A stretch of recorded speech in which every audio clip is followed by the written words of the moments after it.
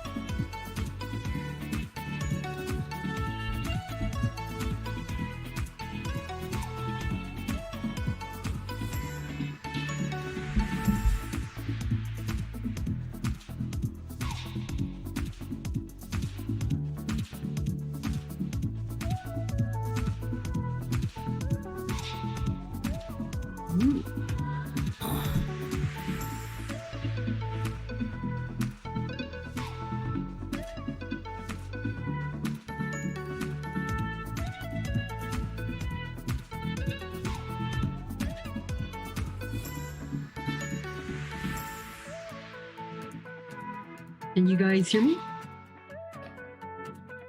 Yeah, okay.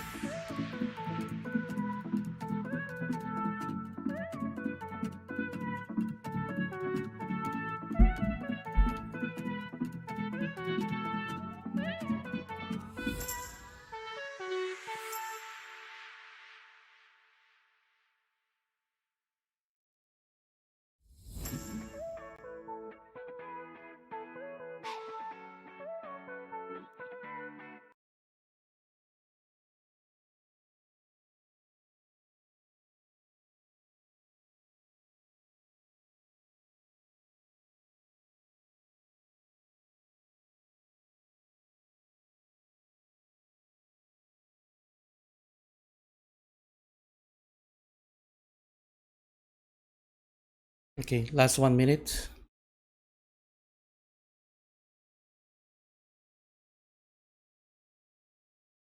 Last 1 minute.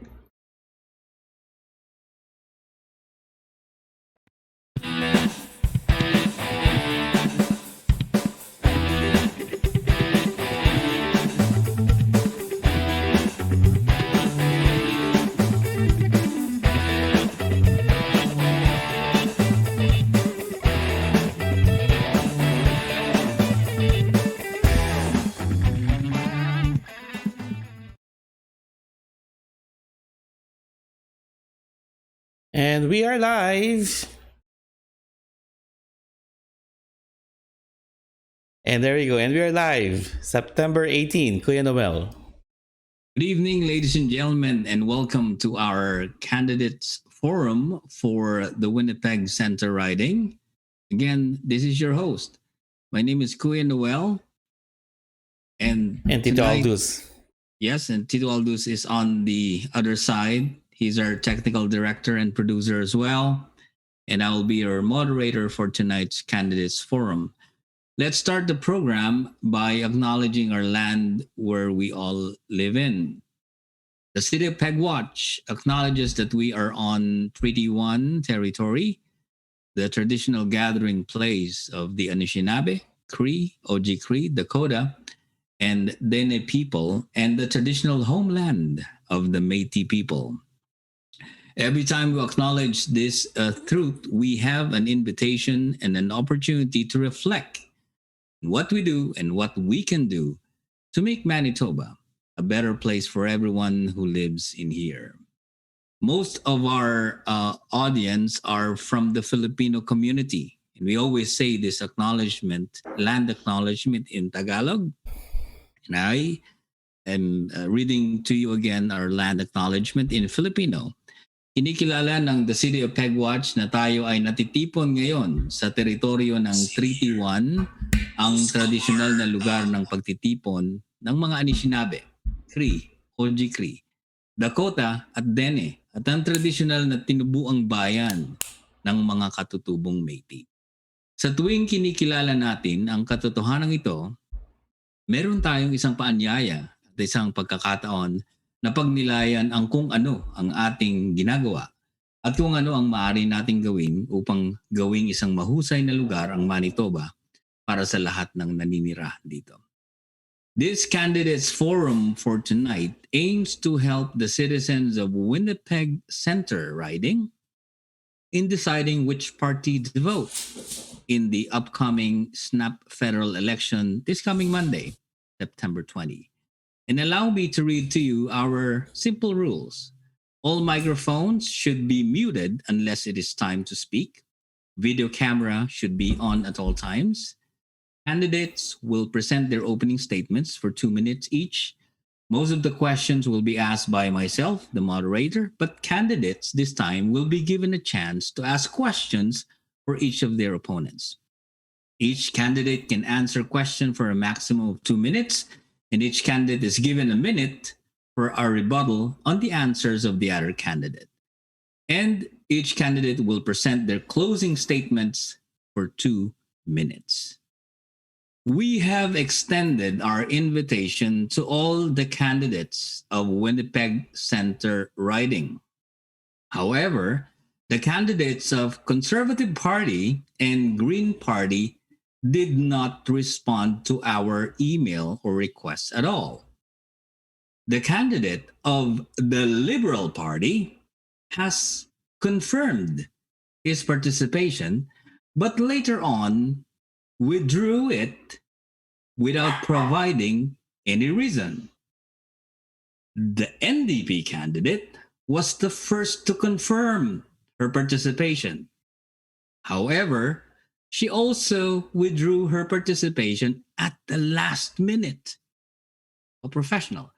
We even adjusted the date of this forum in her favor, but she later declined. Ladies and gentlemen, we will continue this forum without these candidates from the major political parties. If this program, the City of Pegwatch, is not that important to these candidates from those major political parties, then I would say that the feeling is mutual. I do not care if Paul Ong, Sabrina Brenot, Andrew Brown, and Leah Gazan are not here tonight. I don't care. However, I give my due respect to our candidates tonight who are here. So without further ado, let us now listen to the opening statement of each of our candidates, starting off with the first one who joined was, before I do that, let me just accept Babney. Let's hear it from Deborah Wall. She is from the Animal Protection Party of Canada. Deborah, please unmute your microphone and you're given 2 minutes for your opening statement.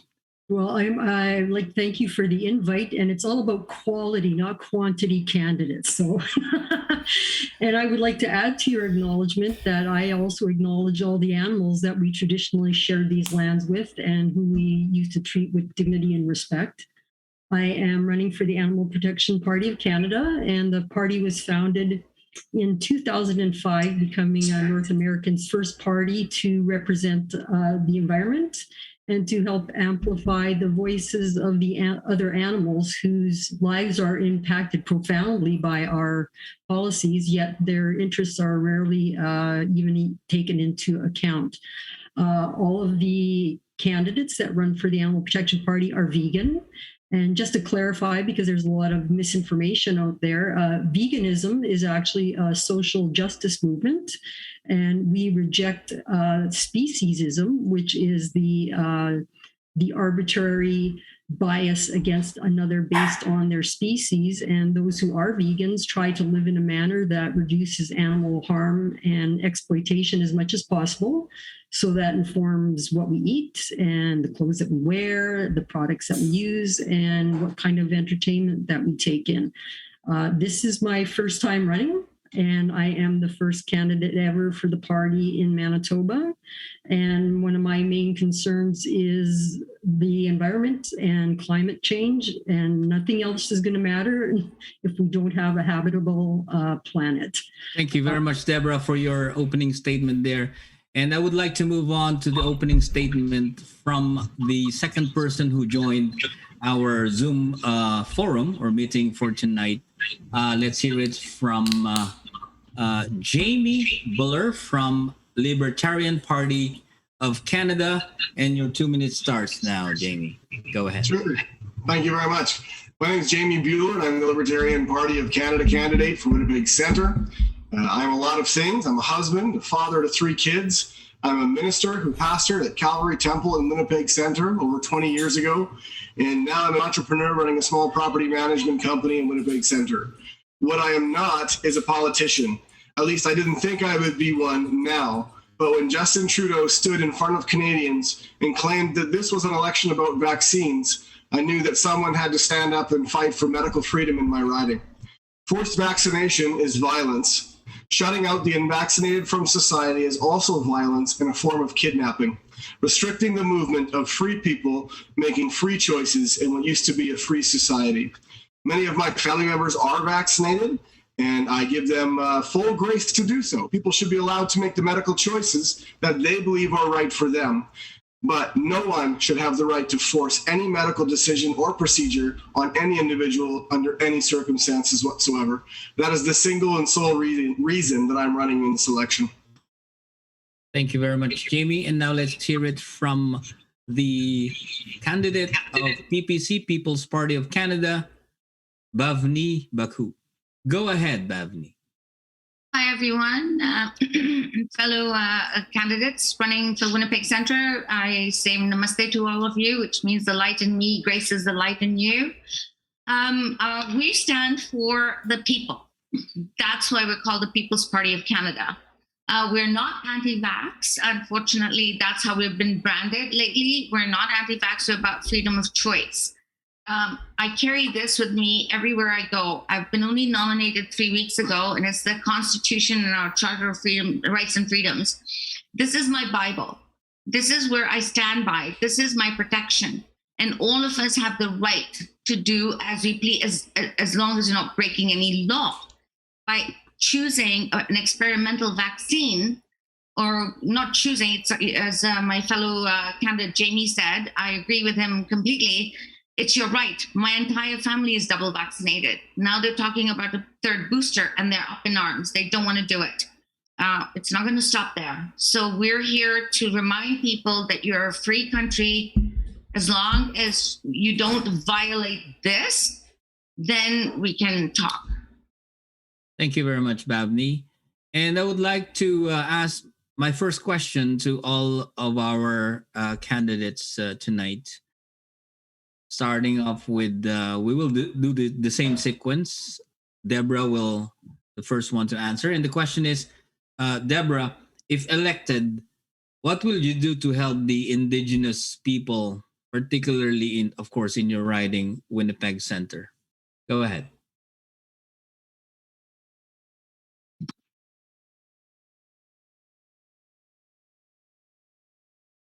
What we have to recognize is that there's never been a conciliatory relationship with the Indigenous people. It's, it started when Europeans first arrived and dragged their steel leg hold traps off of the ships, and brought in this idea that we should be mass slaughtering the animal brothers just to provide a luxury item for people they didn't even know on another continent. And that got the Aboriginal people into a situation where they went from a nomadic people to settling to serve the needs of the fur industry. And further, there were the native species were removed from the land and replaced with sheep, cattle, and other invasive species. So I think what we need is to have an Indigenous-led process. And I think the best thing that we can do to reconcile with the Indigenous community is to actually adopt their traditional ways of considering the other animals to be our brothers, the earth to be sacred.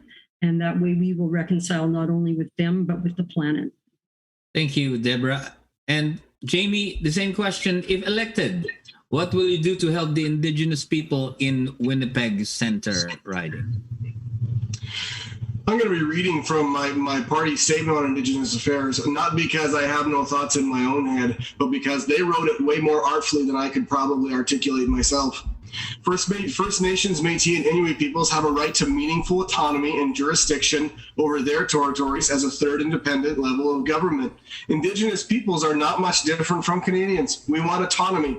And unfortunately, the twisted system of the Indian Act does not give Indigenous peoples the same autonomy that European settlers have over the lands that they purchase in a free market. Why is that the case? I have no idea. I think the first place to start when you're looking at addressing Indigenous issues in Canada is they have to start with meaningful autonomy. That's more artfully than I could have put it. And I think when you start there, everything else makes sense from there. Thank you, Jamie. And Bhavni, if elected, what will you do to help the Indigenous people in Winnipeg Center? Yes, absolutely. Like I said, I was recently nominated in the 3 weeks. In my first 5 days, I went door to door as much as I could to get my signatures to get on the ballot.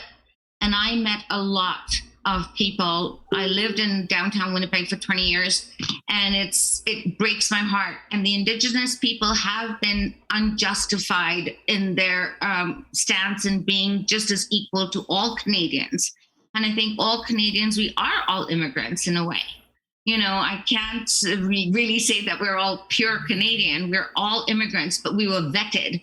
But these were the people that occupied the land before we got here, whether they were European, Indian, African, doesn't matter. They were the ones, and unfortunately, they have been brought to the bottom level. We need to address them and give them the same rights, not just let them sit in the reserves and give them federal funding to just keep them there. They need to be interactive and become like everybody.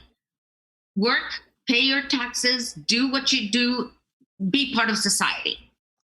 Thank you, Bhavni. just a reminder to all of our listeners and viewers, you can actually ask Deborah, Jamie, and Bavni anything that you want to ask them if you live in Winnipeg Center, or even if you don't live in Winnipeg Center, and if you're watching right now, and if you would like to ask them any questions related to the riding or in our province as a whole or in the whole of Canada, you can always do that by typing in your questions in our comment box. Next question would be for everyone again, and I would like to ask first Jamie on this. Do you agree that Canadians should be required to show proof of COVID-19 vaccination when attending public events? That kind of feels like a softball. I'm pretty ready for that answer. I think the answer is absolutely not. I think there should be no law mandating this. I think you need to give businesses the freedom. This might sound contradictory. Businesses should have the freedom to ask for that if they wish. Why not? But this should not be something mandated from the top down. This certainly should not be law. It's medical segregation. It pits unvaccinated against vaccinated Canadians, and it is absolutely immoral in every single way. Bavni, do you agree that people should be required, or Canadians should be required to show proof of COVID-19 vaccination when attending public events? I just would echo my fellow candidate there, Jamie. I agree. Absolutely not. It is against our Charter of Rights and Freedoms, and it's about medical privacy. Your doctor, for example, if you go and somebody else wants to access your medical files, they're not allowed to access it. So why are we supposed to tell? I'd like to see who's got, let's say, they may have other diseases that are sitting in their system. And I'd like to know, are you HIV? Do you carry meningitis? Do you carry this? Why this vaccine that's only been around for 8 months? And now they're talking about boosters. Until I get enough data, I refuse to comply. That's my personal choice. And I've been hearing this. And like I said in my previous statement, even the double vaccinated now, we drove downtown today, all the restaurant patios are empty. Saturday afternoon, 24 degrees, not one single person on patios. Why is that? That's destroying our businesses downtown. Deborah, do you agree that people or Canadians should be required to show proof of COVID-19 vaccination when attending public events? I have to agree with my fellow candidates on the call that no, I don't think we should be having to show proof of vaccination. I am not anti-vax. If anybody wants to double vaccinate themselves every day, they can. But I manage my health through eating a whole food plant-based diet, which has actually been shown in studies in the British Medical Journal to reduce the chances of having either moderate to severe COVID symptoms by 73%. We're provided a very myopic view of what's going on with COVID. And just yesterday, I heard about all the new names they're going to be giving to the vaccines just to make them more sexy, so more people will take them. And what's going to be next? Maybe you go to the drive-through for a vaccine. Oh, I'd like to have a McVax with my coffee, please. It's like this is a big moneymaker. So there's going to be a lot of people jumping on board with this, and it's really unfortunate that it's turned this.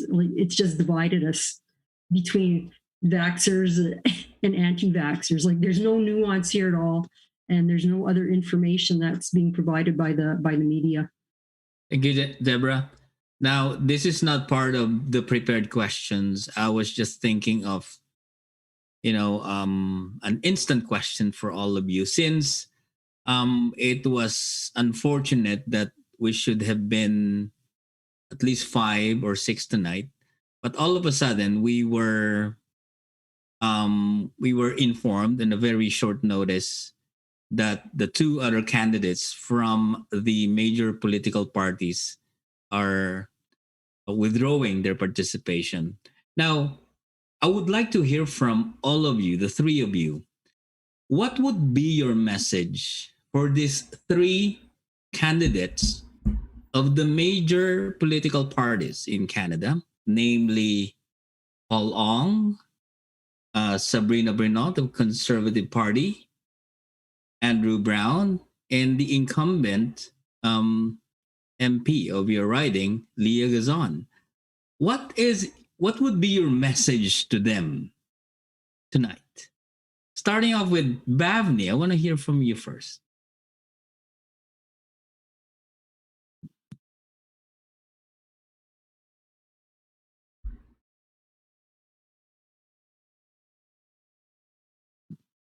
Hello, sorry. Did I? Can you hear me now? Yeah.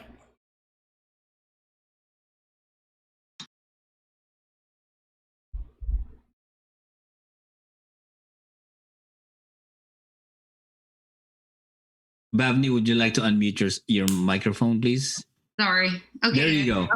Start off from the beginning. Go ahead. What is your message again? What is your message to this candidates? Leah Gazon, Paul Ong, Sabrina Bernal, I don't know how to pronounce her last name, and Andrew Brown tonight. What is your message? I think the first obvious comment I'd like to make is, where are they? There you go. And secondly, I think just being, like I said, I voted for the People's Party of Canada. I'm just a grandma. I'm an artist. I retired. I'm a businesswoman. And for the past 18 months, 19 months, I was locked down. I can't see my grandchildren. I can't interact with anybody. And I've been healthy all along. And now I've understood some things, is the three parties, the other four parties who are not present here today, it seems like they're four faces of the same coin. They're just marketed differently. I think the platforms kind of say the same message, but they just want to, with their, I'm sorry, I'm going to say this, but I am People's Party of Canada. We are about the people, and the march we had this afternoon, if you had come downtown Winnipeg, it was incredible. Incredible. All we want is back to normal, not the new normal. We want to return back to living as human beings. We're not AI robots. We are not supposed to be locked down. We are human beings to interact with each other. And yes, we can talk about everything else, platforms and infrastructure and health, which I have lots of stuff to say. But how can you go beyond if the other four parties are going to keep us locked down for another 2 years and continue to give us boosters? Thank you, Bhavni. How about you, Deborah? What do you feel, or what's your message for those three candidates? I don't want to repeat their names anymore. It's just giving them free advertisement. Well, I think maybe they're running scared because they knew they were up against the wall. Get it? But I just think it's really poor form. I mean, there might be, you did give a lot of heads up, and some people might have had legitimate reasons why they could not have attended. But I think, to have said that you would attend and at the last minute pull out is a little bit insulting to the folks that are putting on this forum. So I think that's kind of shameful. Thank you. Jamie? I think Deborah is probably being a little too gracious. There's no excuse. We're 2 days away from Election Day. They have known about this as long as we all have known about this. This is absolutely shameful and disgusting. And I don't think any one of the people who are watching this program on Facebook Live should deign to give them a single vote. Because if they're not going to stand here in a forum like this and earn your vote, they have no right to receive it. So I don't think a single listener watching this program should cast one vote for either of those parties. I also think there's a pandemic or an epidemic going on in this country, but it's not COVID-19. It's the powerful elected officials in this country who believe that they do not have to stand before the people of Canada and make their case. One of the marches this afternoon was for a man named Ken Lee. Ken Lee was running for the PC Party of Manitoba, and he was required to get 1,000 votes, and the CBC reported that he had collected almost 5,000 new members for the PC Party, yet he was still, for some unknown reason, shut out of the ballot. There's an epidemic in this country, and it's the powerful locking out and not talking to Canadians and not standing in front of Canadians and sharing and listening to Canadians. They don't want to talk about vaccines because they knew that was going to be on the call, and they don't have anything to say because they know that Canadians do not stand with them. So why would they show up and look silly in front of all your viewers. They weren't going to risk it. It's too much of a risk. There's a pandemic of power, just rolling over the people and not even listening to the constituents. Thank you, Jamie. I ask every one of you to prepare at least one question for each of the other candidates. And thank you for preparing those questions. Now you can ask them directly to your co-candidates. Let's start off with Deborah. What is your question to Bhavni? Please unmute your microphone. There you go. I thought you were going to read it out. Now I'm trying to remember what the question was. Do you have it there? It's I can read it for you if you want to. If you wouldn't mind, because it's got a little preamble before the question. No problem. So here's a question from Deborah to Bhavni, and may I read it on behalf of Deborah. Canada has the shameful reputation of having some of the poorest animal protection and transport laws in the developed world. Depending on species, farmed animals can be transported up to 36 hours with no food, water, or rest in all extremes of weather. According to the Canadian Food Inspection Agency, CFIA, 14 million suffer injuries on the way to slaughterhouses every year, and 1.6 million are dead upon arrival. We are now seeing the beginning of the transition to electrifying the trucking industry. Would the People's Party of Canada also support transitioning to humane trucks, as is the case in Europe, that are temperature controlled and allow animals access to water? Very good question, Deborah. Go ahead, Bhavni. Hi, thanks, Deborah. That's a great question, and I respect your passion about your platform. And I will respond that absolutely. We are not just the People's Party of Canada. When we say People's Party of Canada, I think, in other words, we are humanity and all living creatures party of Canada. Excuse me. And yes, it is atrocious how animals have been treated. I've seen it firsthand. I have a friend who is actually retired recently from a major job in Winnipeg, and now he's actually volunteering for the Humane Society of Winnipeg, like for the animals there. And he says that they go to Mexico and to try to safely bring animals for adoption because there's just such a pandemic there. You know, animals left for no reason, and we're all loving creatures. You know, for us, the People's Party of Canada, unfortunately, I've been called a white supremacist, a racist, a Nazi, a fascist. I mean, it's incredible how the mainstream media will twist everything. And all we are today, when we marched in peace, we're about peace for people and, yes, all living creatures. So, yes, of course, that will be part of our platform once we are in Parliament, hopefully, and we can address that. Thank you, Bhavni. Now, here's a question for Jamie from Deborah. While many Canadians were subjected to travel restrictions during COVID-19, the shipment of live horses to Japan and South Korea for slaughter continued. They are flown out of airports in Edmonton, Calgary, and Winnipeg, packed 3 to 4 in wooden crates.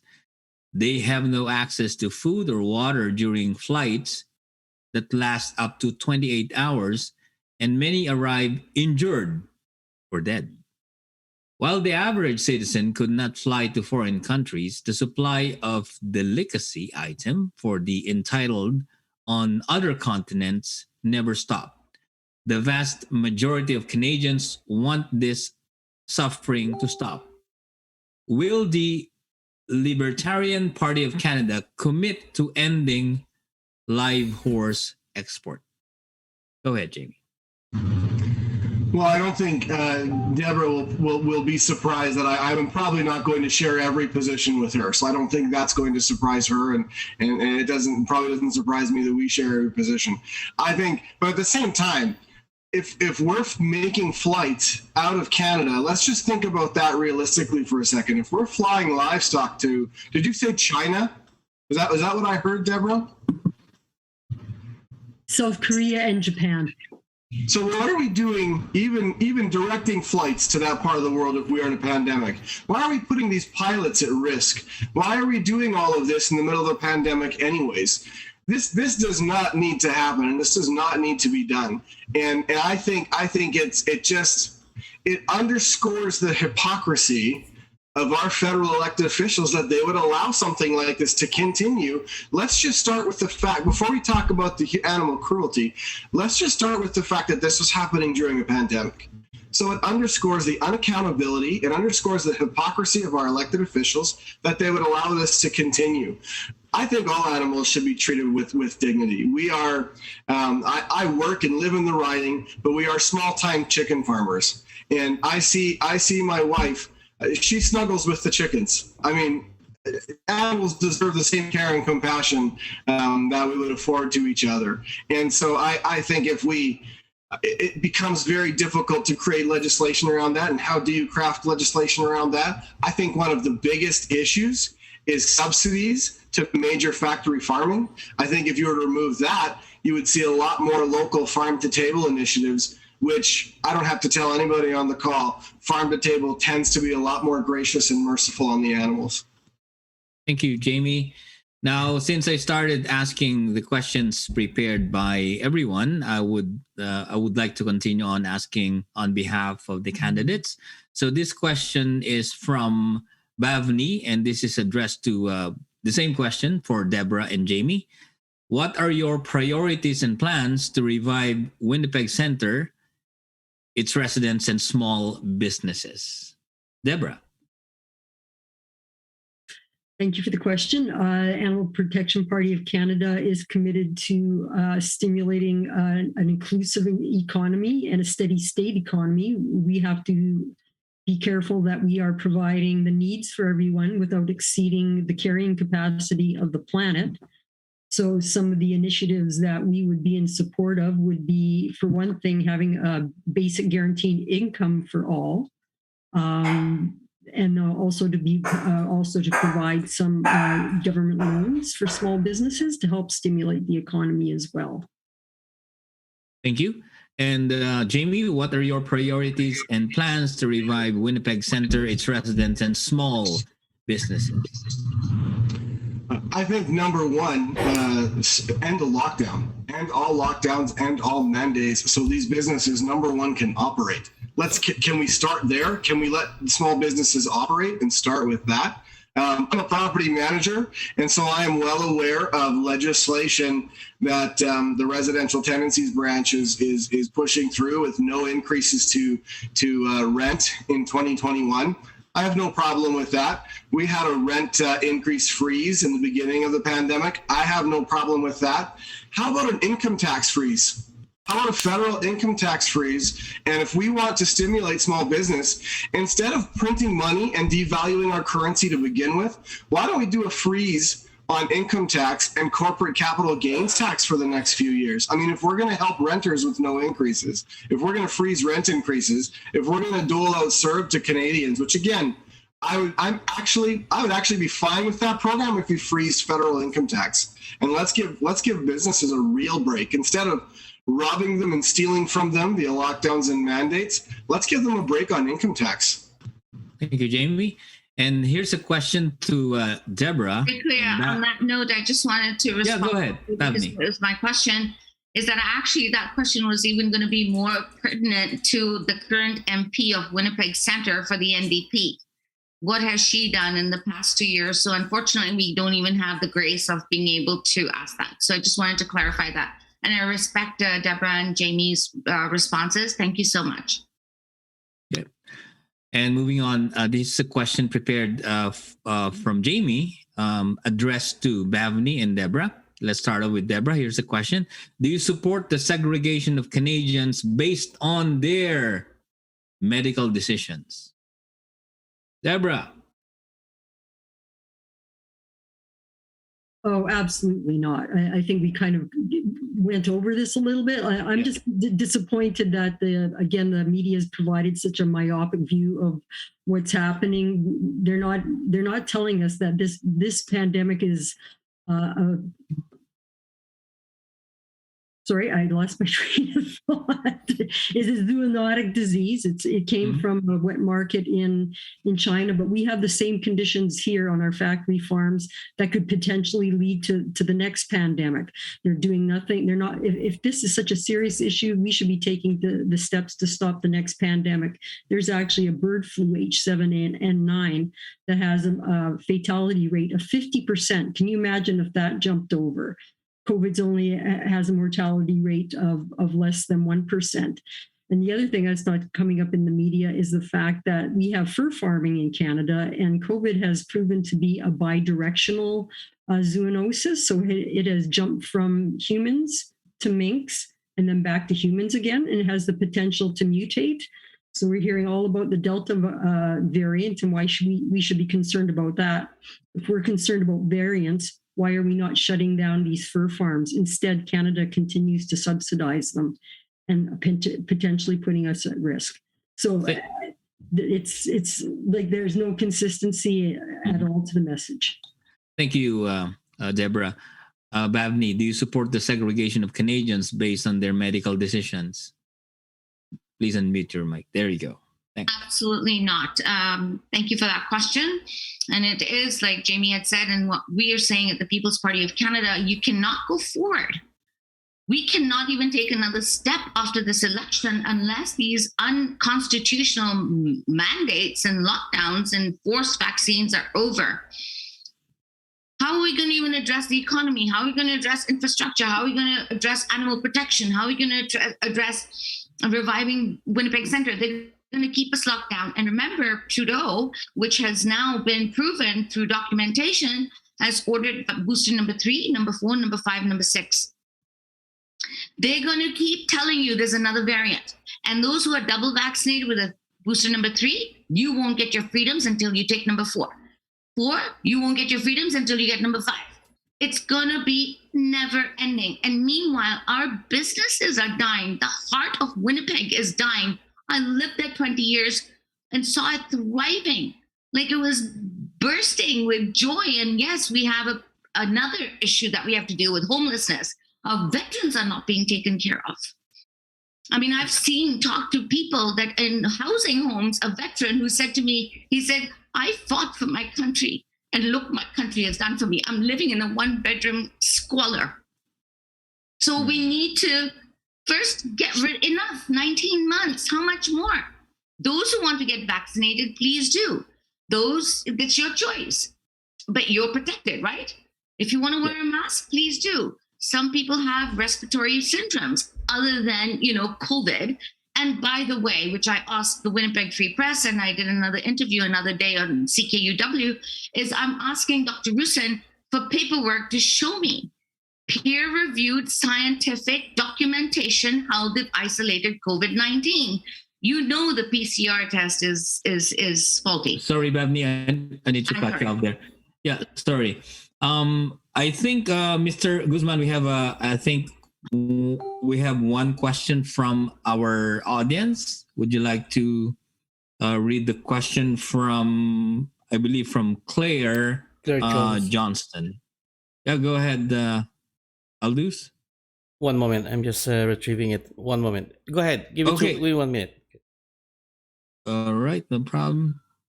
You know what? I think I got it here. So I think we got a question here from Claire Johnston. Would you like me to read it, or you got it already? I got it already. Okay. Okay. The question for Claire Johnston. Go ahead. Thank you so much, Claire. Where do the candidates stand on the land back for Indigenous people? Did you get the questions, guys? Where do the candidates stand on land back for Indigenous peoples? Who would like to start first? Go ahead, Deborah. Absolutely, we should be returning the land that was stolen from the Indigenous people. And one of the ways that we'll be able to do that is by removing subsidies to animal agriculture and reinvesting them in plant-based agriculture, getting invasive species, cattle and pigs and chickens off of the land and allowing it to rewild. And that way the Indigenous people would have their land back as well as the wild animals. Okay. And Pavni, do you have any? Oh, Jamie, go ahead. You unmuted your mic already. Go ahead, Jamie. I didn't mean to jump the gun. I would go back to my original phrase of meaningful autonomy. Indigenous peoples need to have meaningful autonomy, which is jurisdiction over their territories. But meaningful autonomy isn't just a house on a plot of land.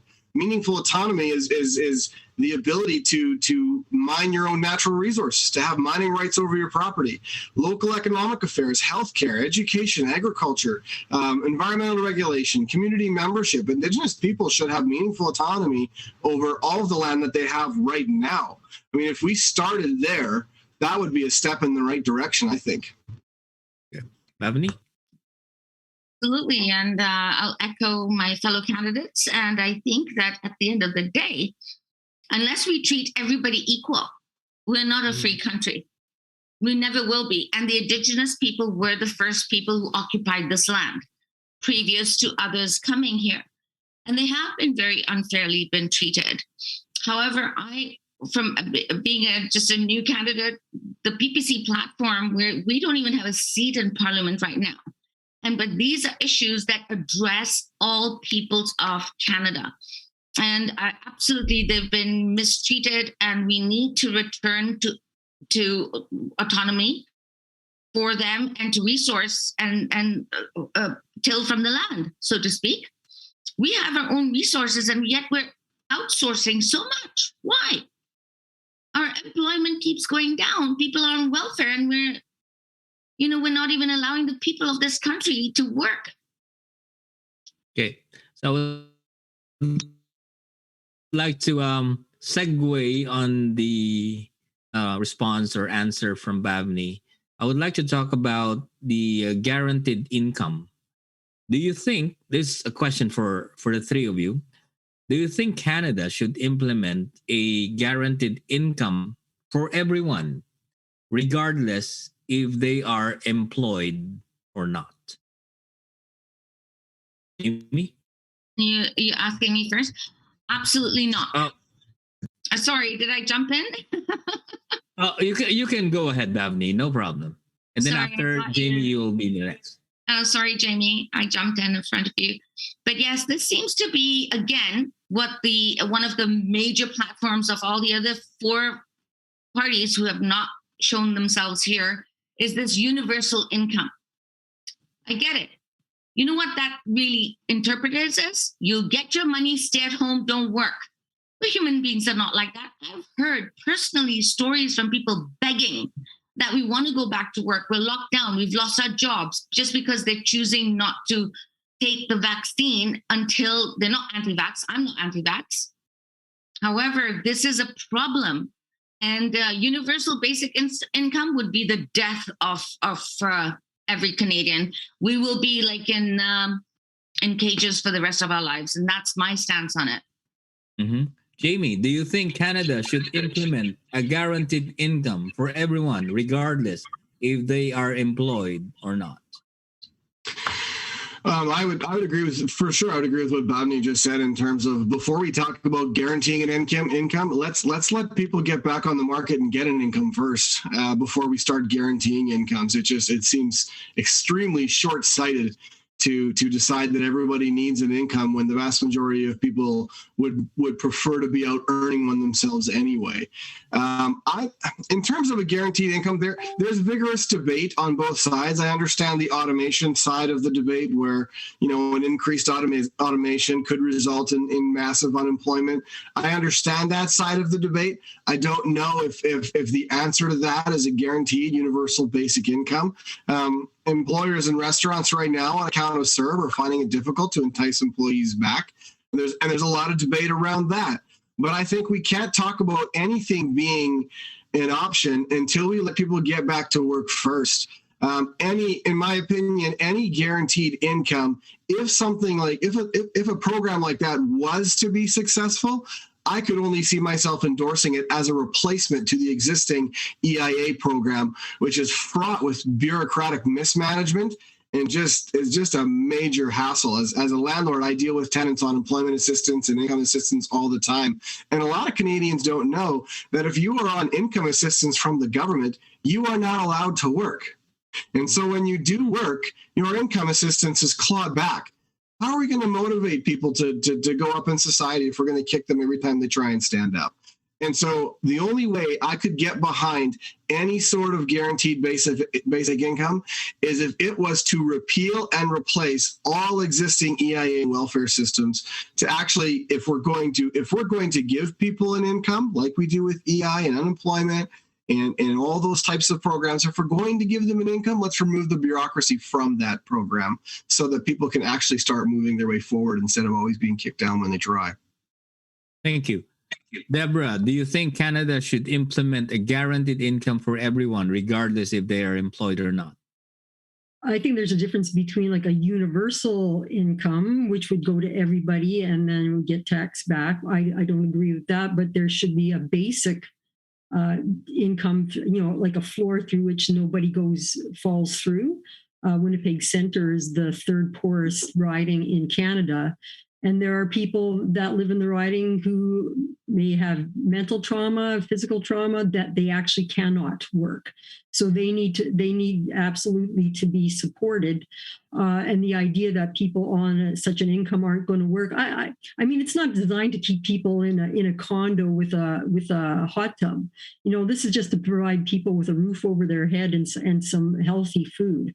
If people want all the frills, then they'll have to go to work to get them. But nobody should have to be homeless, and nobody should be struggling for food, not in a country as rich in Canada. And there's actually an experiment done in Dauphin in the 70s where people were provided with a basic income.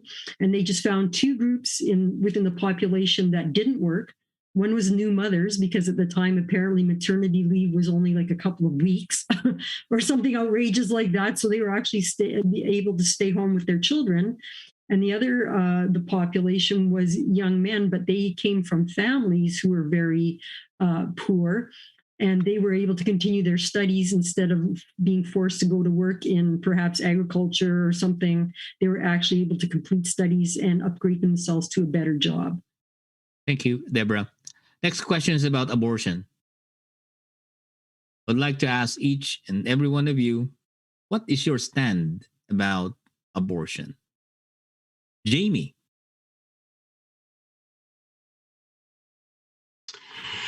There is vigorous debate in the libertarian community on abortion. You can land on pro-life, you can land on pro-choice, and there's a lot of freedom within that. For myself personally, I am unapologetically pro-life.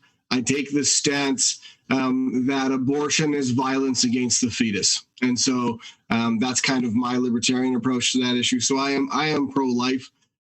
Again, we don't have to go down all the rabbit holes, or if the mother's in danger, of course, you save a mother's life and whatever happens as a result. And I think there's legitimate arguments on all sides, but I am pro-life. I have to stay pro-life. Thank you. Deborah, what is your stand about abortion?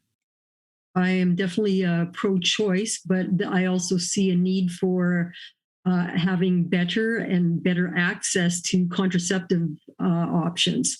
I'm not sure of the stats in Canada, but apparently in the States, half of pregnancies are unplanned. So we need to help people manage their contraceptive choices. We have to keep in mind that we're exerting great population pressure on the planet. So there's also a need to normalize smaller family sizes and to have quality care for kids. Bhavni, what is your stand on abortion?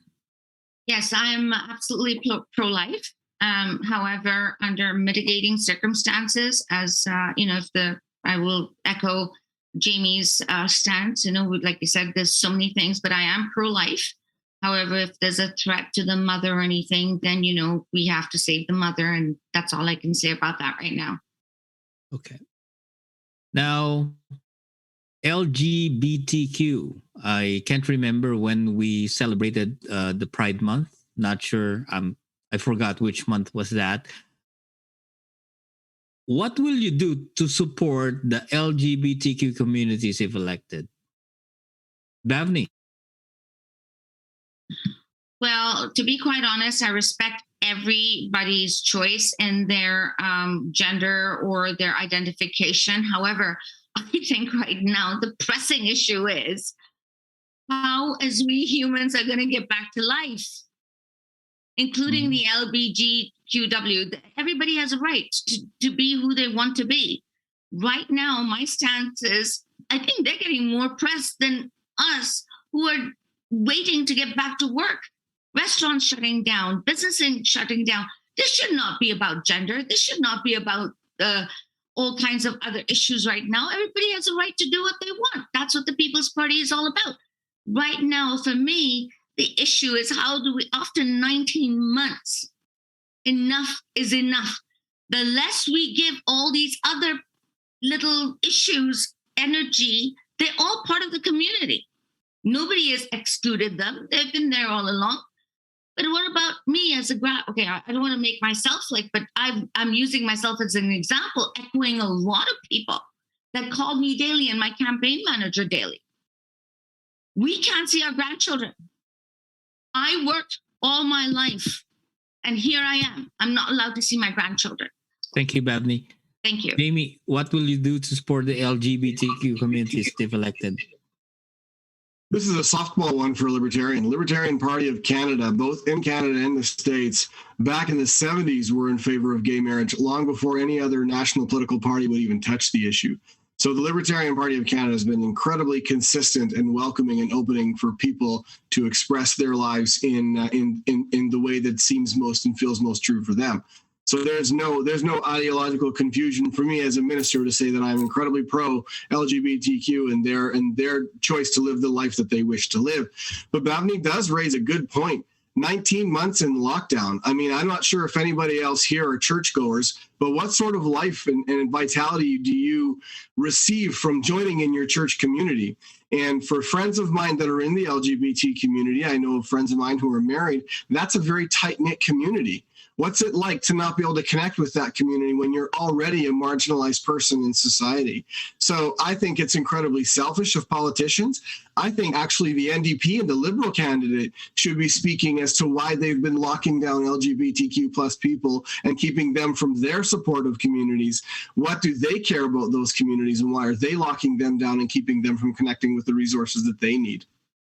Thank you, Jamie. Deborah, what will you do to support the LGBTQ communities if elected? I think what's important is to realize that all these systems of oppression sort of have a common thread. There's a population that's dominant that oppresses a population that's vulnerable.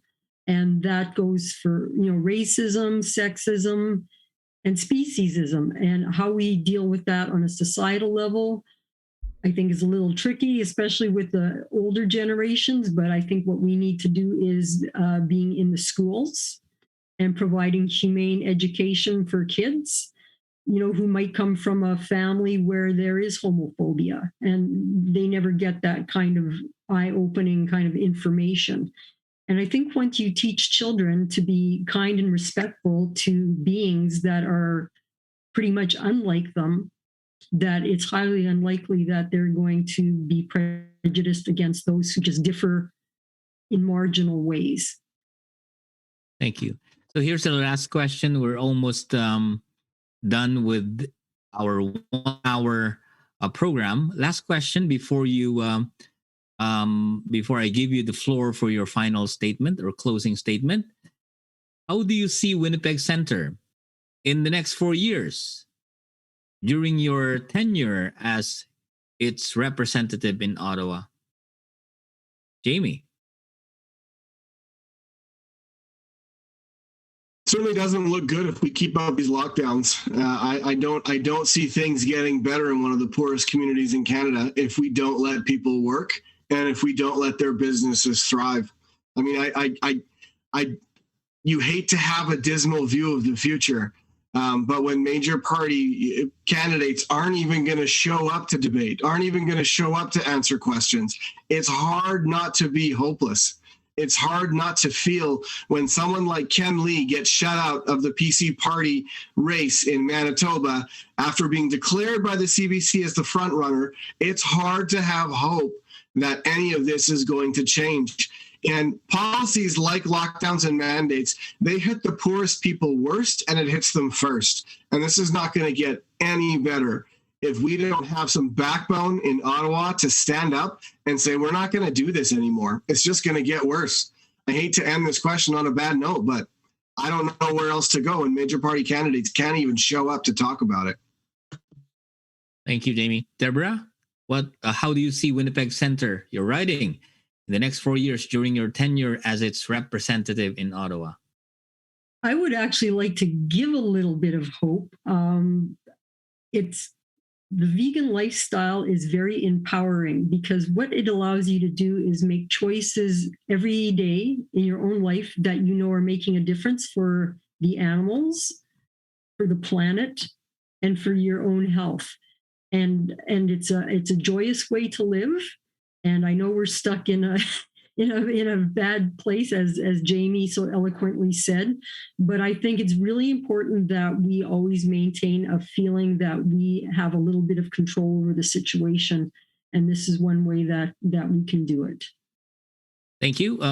Bhavni, how do you see Winnipeg Centre in the next 4 years during your tenure as its representative in Ottawa?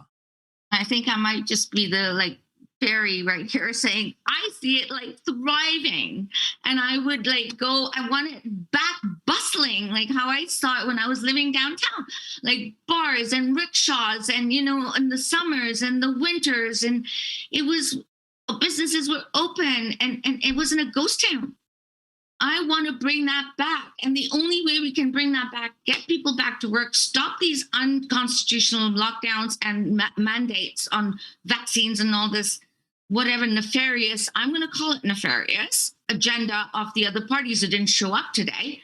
But oh boy, do I have energy in me. And I spoke to many communities in the downtown core, Filipinos, Vietnamese, Indians, East Indians, white people.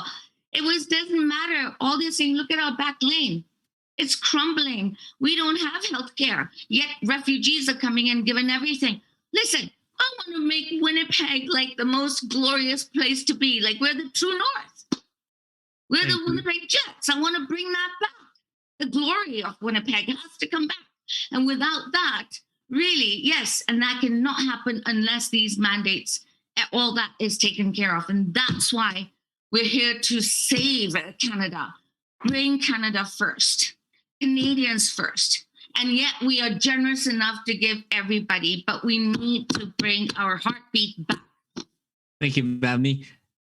Ladies and gentlemen, as we conclude our candidates forum for tonight, let us hear the final statement, the closing statement from each of our candidates. Again, the candidates will be given at least a minute or so for your closing statement. Let's hear it from Deborah Wall of the Animal Protection Party of Canada. 1 minute, Deborah. The reason why we're in this dark place that we find ourselves today is because we have this notion that the animals are here for us and not with us. We need to turn things around. The fabric of life is unraveling. We need to absolutely get rid of fossil fuels, but we have to get rid of animal agriculture. We have to be mindful of our population pressure on the planet. We have to get rid of plastic, pesticides, and we have to curb our consumerism that's rising to the level of gluttony. Thank you, Deborah. Bhavni Baku, People's Party of Canada. Go ahead, ma'am. You're muted, I believe. Sorry.